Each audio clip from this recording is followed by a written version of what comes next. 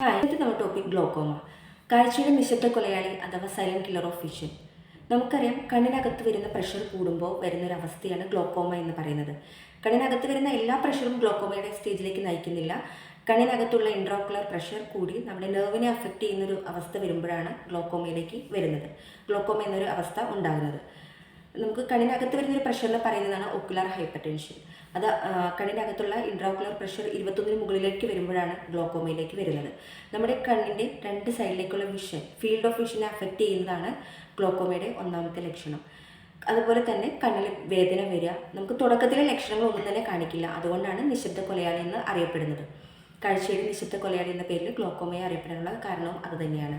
ഇനി ഏതെങ്കിലും ഒരു കാരണത്താൽ നമ്മൾ കണ്ണിന് ഏതെങ്കിലും ഒരു ട്രീറ്റ്മെൻറ്റുമായിട്ട് അല്ലെങ്കിൽ വർഷങ്ങളായിട്ട് സ്റ്റിറോയിഡ് യൂസ് ചെയ്യുന്നവരുമാണ് ഗ്ലോക്കോമ കണ്ടുവരുന്നത്.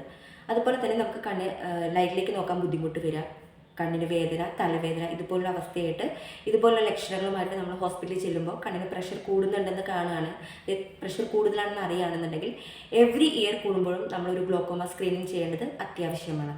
അതുപോലെ തന്നെ 40 വയസ്സിന് മുകളിലേക്കുള്ളവർക്കും ഇതുപോലത്തെ ലക്ഷണങ്ങൾ കണ്ടുവരുന്നുണ്ടെങ്കിൽ തീർച്ചയായും നിങ്ങളൊരു നേത്രവിദഗ്ധരെ കാണേണ്ടതുമാണ്.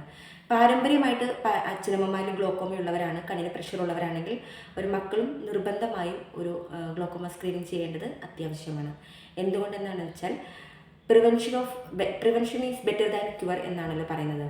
അപ്പോൾ അതുകൊണ്ട് തന്നെ നമുക്ക് നാളെ ഒരു കാലത്ത് നമ്മുടെ ക്വാളിറ്റി ഓഫ് ലൈഫ് അല്ലെങ്കിൽ ക്വാളിറ്റി ഓഫ് വിഷൻ നമുക്ക് നന്നായിട്ട് മുന്നോട്ട് കൊണ്ടുപോകാൻ സാധിക്കും. നമുക്ക് കാഴ്ചയില്ലാത്തൊരവസ്ഥ നമുക്ക് ചിന്തിക്കാൻ സാധിക്കില്ലല്ലോ.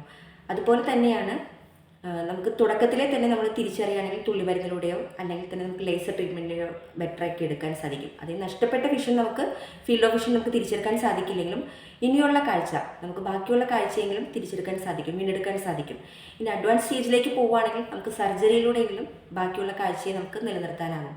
അപ്പം അതുകൊണ്ട് ഇതുപോലുള്ള ലക്ഷണങ്ങൾ നമുക്ക് കണ്ണുവേദന, തലവേദന പതിയെ ആയിരിക്കും നമുക്ക് ഓരോ ലക്ഷണങ്ങളും കണ്ടുവരുന്നത്. തുടക്കത്തിൽ നമുക്ക് ലക്ഷണങ്ങളൊന്നും തന്നെ ഉണ്ടാവില്ല. പതിയെ നമ്മൾ